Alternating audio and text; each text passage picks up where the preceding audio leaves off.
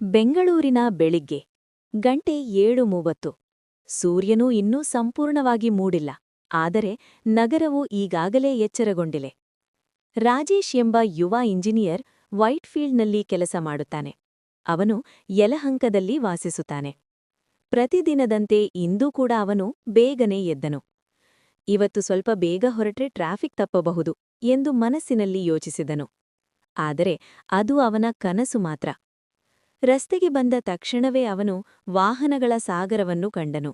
ಮುಂದೆ ಕಾರುಗಳು, ಹಿಂದೆ ಬಸ್ಸುಗಳು, ಎರಡೂ ಬದಿಯಲ್ಲಿ ಬೈಕುಗಳು. ಹಾರ್ನ್ಗಳ ಗದ್ದಲ, ಧೂಳಿನ ವಾಸನೆ ಮತ್ತು ವಾಹನಗಳ ದೀರ್ಘ ಸಾಲು.